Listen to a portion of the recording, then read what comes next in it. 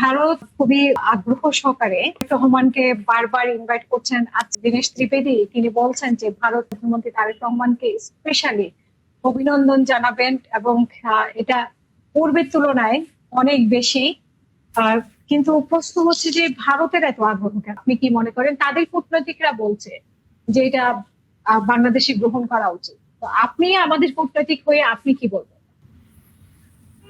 আবার আমি কিন্তু ন্যাশনালিস্ট এন্ড বাংলাদেশি ফার্স্ট, হুম।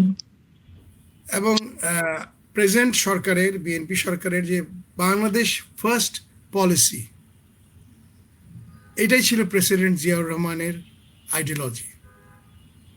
আমি কিন্তু an ardent supporter of শহীদ প্রেসিডেন্ট জিয়াউর রহমান, কারণ আমি ওনাকে নিকট থেকে দেখেছি। ওনার সাথে ছোট ক্যাপ্টেন হিসাবে চাকরি করার মতো সৌভাগ্য ছিল। মার সাথেও 90 থেকে অনেকদিন ছিলাম। সো এবং যেহেতু আমি কূটনীতিতে আমি একদম 1982-তে জয়েন করি, 83-তে ইনফ্যাক্ট। সো ওইখান থেকে আমার এক সিঁড়ি ধাপ ধাপ উঠে আসা। আজকে যেহেতু আমি কূটনীতিক না, আমি অবসরে, আমি অনেক কিছু হয়তো স্ট্রেট ফরওয়ার্ড কথা বলতে পারবো, যেটা আমি আগে কখনো পারতাম না। ইন্ডিয়ার জন্য after 1947, the partition of south Asia, ওরা বলে subcontinent, Pakistan, east West and India, India's biggest victory was in 1971, and Indira Gandhi's biggest victory ছিল ইন্ডিয়ার হিস্ট্রিতে by breaking up Pakistan into two, east and west, into two equal halves, দুটো আলাদা দেশ করে দিয়েছিল।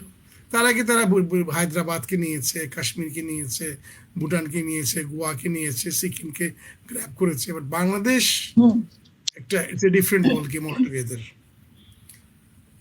বাংলাদেশ কিন্তু জিও স্ট্র্যাটেজিক্যালি এনে খুব ক্রিটিক্যাল একটা পজিশন এখন আছে, খুবই ক্রিটিক্যাল। এবং আজকে আমি আপনাকে আপনার থ্রুতে আপনার যত যা আপনাদের ফলোয়ার আছে কিংবা আপনার যে অডিয়েন্স আছে, তারা হয়তো আমার চেয়ে ভালো জানেন, বাট তবুও আমি আমার ভিউজটা এক্সপ্রেস করবো, উইচ ইজ পিওরলি পার্সোনাল। আপনি জানেন যে আমাকে 16 মার্চ ডিজিএফআই তুলে নিয়ে গেছিল, গুম করে রেখেছিল, আমাকে প্রচন্ড টর্চার করেছে। এবং তার পিছনে ওয়ান অফ দ্য মূল উদ্দেশ্য ছিল যে আমি দেশদ্রোহী না, এবং আমি দেশের হয়ে কথা বলতাম। যখন আমি দেখতাম যে ভারতের যে অসম চুক্তি একটার পর একটা হয়ে গেছে, 71 থেকে শুরু করে, আসলে এটা 1962 থেকে ভারতের প্ল্যান ছিল যে পাকিস্তানকে দুই ভাগে করবে, কারণ তারা মিলিটারিলি এত স্ট্রেসড, মানে এত বেশি দুই ভাগে দুই দেশকে কাউন্টার করা খুব ডিফিকাল্ট। অ্যান্ড 1962-তে চায়নার কাছ থেকে তারা যা মার খেয়েছিল, তারপরে তাদের 3টা ফ্রন্ট করা, এবং শ্রীলঙ্কাও তারা ভালো মার খেয়ে আসছিল এলটিটির কাছে, যে এই পুরো রিজনে দাদাগিরি করার জন্য পাকিস্তানকে ভাঙতে হবে। সেটাই ছিল তাদের লক্ষ্য।